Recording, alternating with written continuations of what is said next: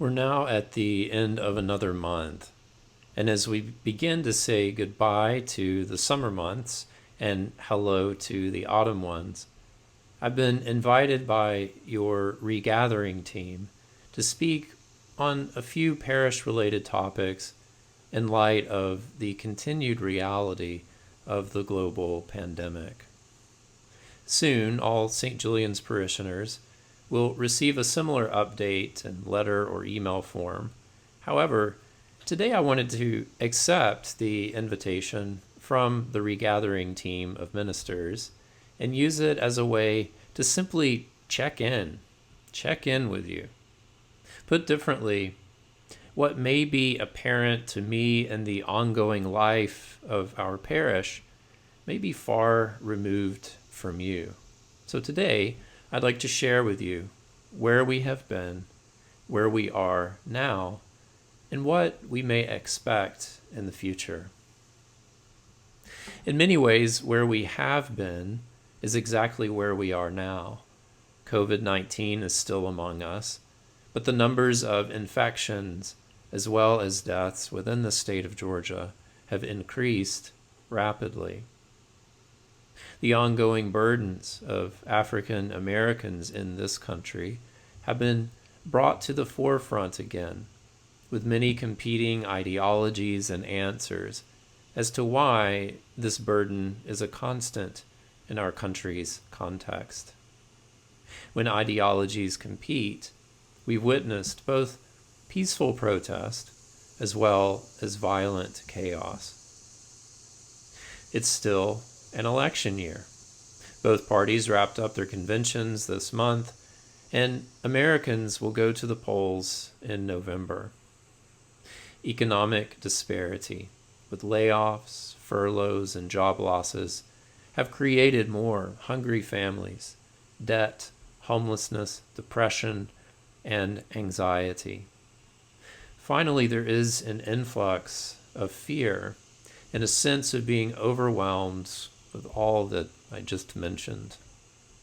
When collective fear couples with individual burdens like caring for a loved one, becoming sick or hospitalized ourselves, or being isolated in our homes, depression or self-neglect sets in, and individuals and societies become sick in their souls. Although St. Julian's is a small parish, I wanted to take a moment and let you know how we have responded to these ongoing realities.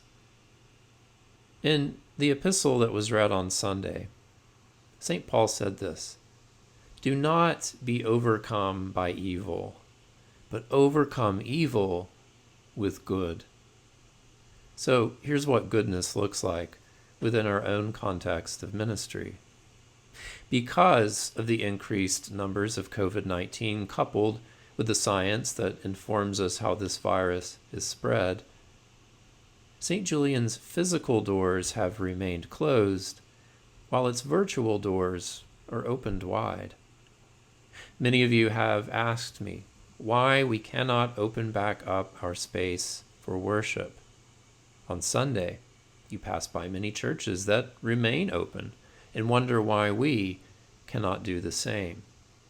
These are valid questions, and please know that I have had them myself. The bishop, as chief pastor to us all, has invited us to remember Christ's teaching on love of neighbor when it comes to answering the question of closed buildings. We are loving our neighbor when we wear our masks out in public and when we keep our buildings closed, because both of these acts significantly decrease the spread of this virus. This virus is not under control as a whole. However, we can control our behavior in a loving way, overcoming evil with good in this hard but necessary act of love. Furthermore, we're discovering new ways of living into our identity as Episcopal Christians. Mainly, we've rediscovered our prayer books. Morning and evening prayer are prayed daily online. That's 14 services a week. Within these services, we lift up one another in common prayer, which is our Anglican heritage. Many of you have shared with me how daily prayer and Bible reading have increased during this time.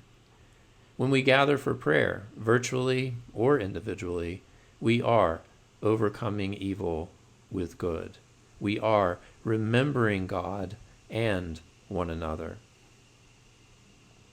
If we put on masks as an expression of love of neighbor, then masks have come off within our country, as the burdens African Americans carry have been revealed once again. I wanted to share with you just one way St. Julian's will be living into this reality. A few months ago, St. Julian's Vestry, along with the Diocese of Atlanta, the Absalom Jones Center for Racial Healing, and the historically Black Episcopal Congregation, the Church of the Incarnation in South Atlanta, applied for a grant. It's called the Lilly Grant. If this grant is awarded, then we will partner with all the above institutions, coming together to tackle a big project within our community and neighborhood, as well as have ongoing opportunities for prayer, worship, study, and even pilgrimages together. One of those pilgrimage prospects will be a combined trip to the country of West Africa, where the Diocese of Atlanta has a formal partnership with the Diocese of Cape Coast. The big project named in the grant can be anything from organizing a Habitat for Humanity build to helping to clean up sections of our respective neighborhoods. The point is for Episcopalians from different neighborhoods to come together in friendship and in love to offer a generous service to our extended neighbors while bearing witness not to competing ideologies of racism, but to tangibly show what racial healing looks like in thought, word, and deed. If you'd like to read the Lilly Grant proposal, simply email me. I'll send it to you, or email your senior warden and she'll send it to you. The third collective stressor this year has been a contentious election. I've always said that the gospel of Jesus Christ is most certainly political, but it's not partisan. The way that St. Julian's has traditionally lived into the spirit of hospitality during election years is to open up our parish hall to both the Republican and Democrat parties for meeting space. Because of the pandemic, we have not been able to offer hospitality in this way. However, and in partnership with the Diocese of Atlanta and the Secretary of State's offices, we are still able to make the parish hall available for elections. Episcopalians have always prayed for their elected leaders. We will continue to do so. And no matter what the outcome will be in November, and quoting from Paul's epistle to the Romans from Sunday's reading again, we will rejoice with those who rejoice and weep with those who weep. Economic disparity is a fourth trigger of fear. For St. Julian's, hospitality in the form of opening up our spaces to families separated by the courts, as well as offering food assistance to children and their families each week, has been put on hold. Deacon Julie has reminded us that the faces of those who suffer from hunger, homelessness, or border on these insecurities cannot be assumed. Although often invisible, hunger and homelessness are very real in the suburbs and exurbs of our cities, as well as in rural, mountainous, and coastal regions of our state. Put simply, economic disparity is everywhere. And while we cannot do everything, we can do something. Just this last week, an announcement went out regarding our backpack ministry. Annette Wynn Elementary School is reopening the operation of this service and needs St. Julian's help. So this Saturday, September 5th, we will be accepting food donations in the parking lot of the church between the hours of 10 a.m. and noon. So please consider stopping by and donating some food for this essential ministry. Volunteers will be wearing masks and social distancing.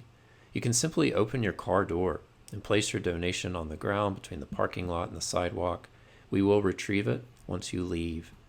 Items needed were sent in last week's announcements and will also be in this week's announcements. They were also posted to St. Julian's Facebook page. You can contact your junior warden, Taylor Edwards, for additional details. I'll soon be having a meeting with Taylor and Deacon Julie on the future of the backpack ministry. And as you know, Deacon Julie has started her own nonprofit in Carroll County called Feeding Families. It's going well, and I'm excited to hear what she has to say. Please know that if we move in other directions around our food ministry at St. Julian's, that we will need to expand our list of ministers to this ministry. So stay tuned. And if the ministry of feeding families is something you're discerning right now, please reach out to either Taylor or Deacon Julie. Last week, the Starting Over Board, as well as your regathering team, met. These were two separate meetings, but they had similar agendas. The topic that came up was reopening the essential ministry we know as Starting Over at partial capacity, and allowing the families and volunteers to gather outside under the Diocese of Atlanta's policies and procedures. I'll soon be calling on the vestry to vote on the Starting Over proposal to begin the process of beginning this vital ministry again. Another topic of interest for Starting Over is that Starting Over's board is seeking a $50,000 grant in order to relocate this ministry to the basement of the parish hall. We are in the final stages of the grant application with the Episcopal Communities Foundation, and the board is confident in being awarded a portion of the financial proposal. So as soon as we know something, you'll know something. The last thing I wanted to say on the topic of economic disparity is that there are persons in our own parish who have either lost jobs, taken early retirement, been furloughed, and or have taken pay cuts. I've also had an increase in parishioners and our Douglasville neighbors who need financial assistance with bills and groceries. One way of showing financial hospitality to our siblings in Christ is through what's called the Rector's Discretionary Fund. If you'd like to add money to this fund in the spirit of stewardship, please make out a check to St. Julian's and put Rector's Discretionary Fund in the memo line. As we approach fall, there are a few things to consider and possibly reconsider in light of this pandemic. We will still have a stewardship campaign, although our stewardship chair, Laura Wolf, as you know, died unexpectedly in March, and of course we miss her presence dearly. Laura's seat on the vestry has not been filled, and there is really nothing formal in the works as to a stewardship campaign. Advent and Christmas will be here before you know it. Please know your regathering team will evaluate regathering for in-person worship at the end of October. They'll reevaluate it at the end of October. That being said, virtual worship expressions for these seasons, Advent and Christmas, will need to be planned sooner rather than later if in-person worship will not be a reality at year's end. Again, we will look at these numbers as well as the science and make a determination at the end of October. The vestry will have to get creative on what this year's annual parish meeting will look like, virtual or otherwise, so stay tuned for that. The bishop has challenged parishes to look at beginning or supporting ongoing small groups. That being said, EFM begins this week. In fact, it's Tuesday, today. Community of Hope has met virtually throughout these months. Contemplative Outreach has prayed together and practiced Lectio Divina virtually as well. We also have added back monthly virtual gatherings of godly play, Sunday gatherings of coffee hour, and beginning in a couple of weeks, your regathering team will be inviting you to participate in an event within the St. Julian's parking lot. So details will be shared soon. It's not a virtual event. It's actually an in-person event. Very excited to release those details to you soon.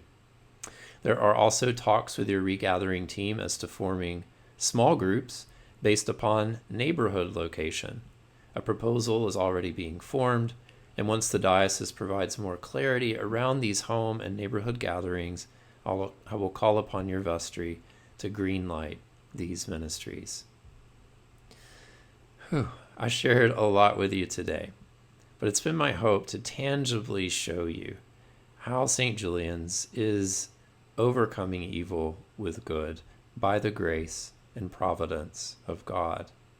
It's also my hope that you've been inspired to get involved or get back involved in parish life. Why? Well, because we miss you. There are more ministers needed now more than ever. There is a need for more starting over volunteers, backpack ministry folk, readers, musicians, subcommittees for the vestry and regathering teams, as well as the invite, welcome, and connect ministries. I would love to gather a worship team around me to play with cameras, music, and even using our space in creative ways like we saw a few Sundays ago with Imagine Church. All of our evening prayer leaders will begin EFM this week and need to recruit more morning and evening prayer leaders for these virtual services. If you know morning or evening prayer, and if you have a good internet connection, then you can lead. If stewardship is your calling, let me know. If feeding families is your Christian vocation, call on Deacon Julie. What we're all discovering during this time is that life is more a both and than an either or.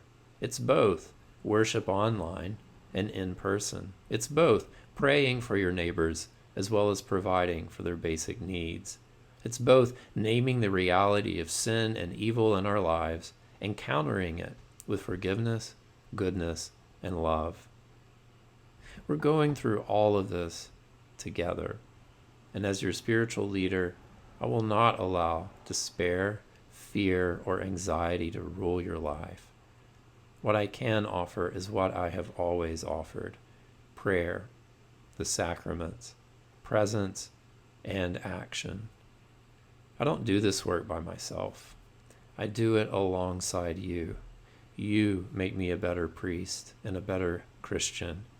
And we all become better Christians when we fully participate in the community life of our parish. That's all I want. That's all I have ever wanted. I continue to be inspired by you. So let's increase the celebrity of Jesus Christ by drawing his inspirational life, death, and resurrection circle out and about within our zip codes, neighborhood, and virtual presence. I continue to love you, I miss you dearly, and I pray for you each and every day. God bless.